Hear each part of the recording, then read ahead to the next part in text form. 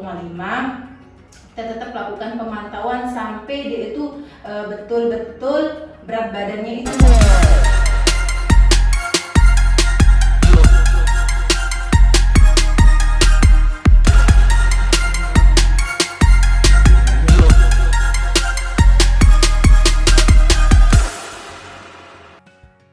Assalamualaikum warahmatullahi wabarakatuh. Kembali lagi bersama kami di Prima Podcast, portal informasi kesehatan masyarakat.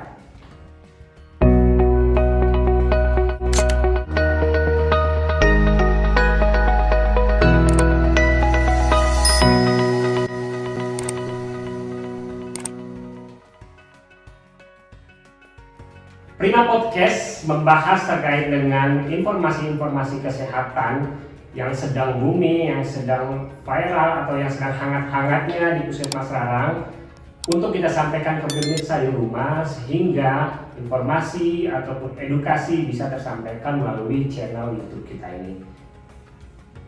Tidak perlu berlama-lama, kita langsung saja perkenalan karena cukup ini ya, cukup lama ini untuk mengundang beliau ini, Mbak Kiki ini.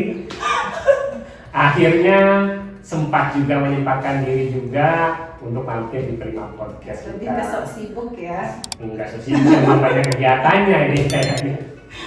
Kita langsung sapa aja beliau dari tadi karena udah antusias nih. Akhirnya masuk digital katanya tadi. Silakan Mbak Kiki. Ya, Assalamualaikum warahmatullahi wabarakatuh. Waalaikumsalam. Ya, perkenalkan, nama saya Kiki Rizky Mardiana. Dipanggil Mbak Kiki. Iya, panggil Kiki. Di sini saya pemegang program ibu. Di khususnya di ruang WSG juga. Saya di sana sebagai asistennya dokter untuk membantu WSG. Itu aja kayaknya.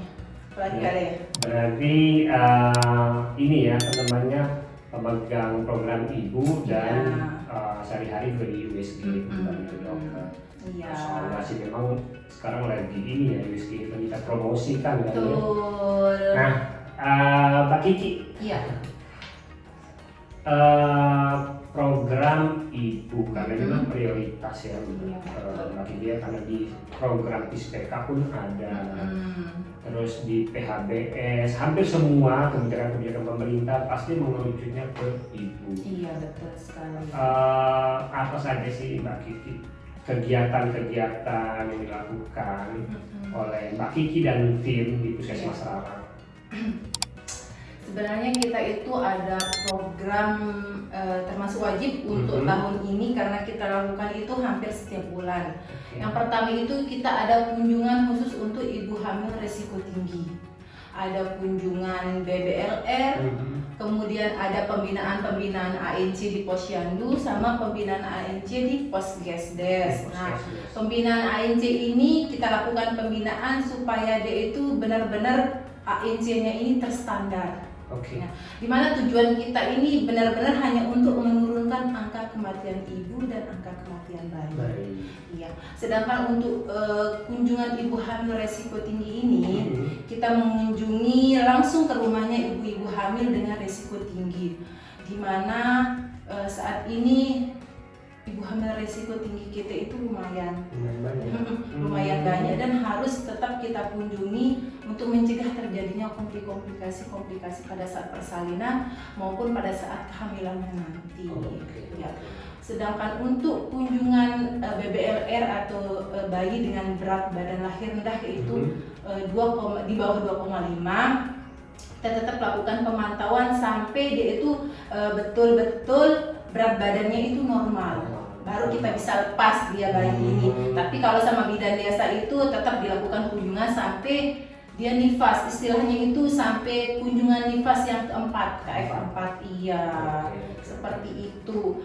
Dan untuk ibu hamil resiko tinggi ini mungkin saya perlu kasih tahu ya, seperti apa sih ibu hamil resiko tinggi itu kayak gimana supaya masyarakat juga tahu, karena di sini tugas untuk menjaga atau mengawasi ibu hamil ini bukan hanya tugasnya tenaga kesehatan, tapi tugas desa juga, kader dan masyarakat juga. Nah, contoh-contoh ibu hamil resiko tinggi itu kita lihat dari awal kehamilan. Nah, Oke, dari dari usia, awal. ya, ibu hamil datang usianya itu kurang dari 20 tahun, tak, ini sudah ibu hamil resiko tinggi nih, ya, karena usianya itu kurang dari 20 tahun. Kemudian usia di atas 35 tahun, Resiko tinggi. iya, itu juga masuk ibu Oke. hamil resiko tinggi. Kemudian jarak kehamilan yang pertama dan kedua itu kurang dari 2 tahun, itu sudah resiko tinggi karena jaraknya terlalu dekat. Sama jarak terlalu jauh juga termasuk. Iya, kalau jaraknya itu dulu 10 tahun, sekarang kalau sudah jarak 5 tahun sudah Termasuk iya testing. sudah termasuk dia resiko tinggi. Kemudian ada riwayat keguguran berulang, kemudian juga pada saat sudah hamil kemudian USG hasilnya ada yang hamil kembar juga termasuk dia resiko tinggi. Kemudian tensinya juga tinggi. Ini yang jadi PR kita saat ini kayaknya Lombok Timur ini dengan kasus PEB ini. Iya, karena banyak kematian kita itu, kita sampai saat ini kita punya ada 1 kasus kematian dan itu disebabkan oleh PEB ini atau ibu hamil dengan tensi tinggi seperti itu. Itu yang benar-benar jadi PR kita saat ini. Bagaimana caranya supaya masyarakat juga tetap mengontrol ibu hamil kita ini ya, dengan tekanan darah seperti itu. Harus kontrol tensinya itu tetap berjalan, jangan sampai lolos 1 minggu saja ini bisa berdampak dia. Benar-benar harus dikontrol dia. Iya, betul. Berarti yang PEB tadi itu sampai ada kasus kematian Ya, 1. kita ada kasus kematiannya 1. Jadi, tidak boleh kita ini yang berarti tidak boleh kita anggap sepele. Betul, karena ini kayaknya rata-rata penyebabnya karena kasus PEB ini. Itu yang jadi PR kita saat ini, kasus PEB ini. Dan untuk selanjutnya kita lebih aware sama ibu-ibu hamil kita ini.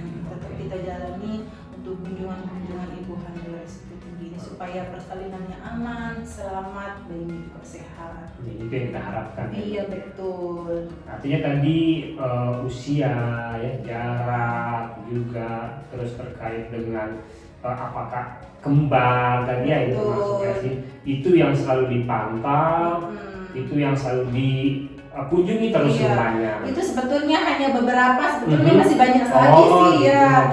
Jenis-jenis ibu hamil resiko tinggi ini, tapi ini yang benar-benar yang utama yang sering terjadi juga betul, ya. Betul. Dan yang saya sebutkan tadi itu sebetulnya itu tidak boleh bersalin di puskesdes. Nah, itu Ya, dia. itu sudah Perlu kita sampaikan juga. itu harus bersalin di puskesmas ya. Untuk masyarakat kita jangan dianggap remeh kalau ada anaknya, saudara perempuan atau keponakannya itu hamil usianya di bawah 20 tahun, ada yang di atas 35 tahun. Iya, janganlah dipaksa untuk bersalinnya itu di puskesdes, apalagi Di rumah. Iya, masih di rumah. Minimalnya itu di puskesmas karena di sini sudah ada dokternya, kemudian kalau ada apa-apa sudah ada ambulans siap untuk melakukan rujukan. Tapi mudah-mudahan kan kalau misalkan di sini bisa ditangani dengan dokternya, bisa selamat di Langsung sini. saja di Insya sini. Allah bisa di sini. Alhamdulillah, itu yang kita harapkan Mbak Kiki. Dan penting sekali ini kita bahas ternyata Mbak Kiki. Jadi memang pemirsa di rumah harus mengetahui terkait dengan resti tadi, resiko tinggi tadi, dan juga terkait dengan PEB tadi ya. Iya, betul. Kasus tadi sudah ada kasusnya 1.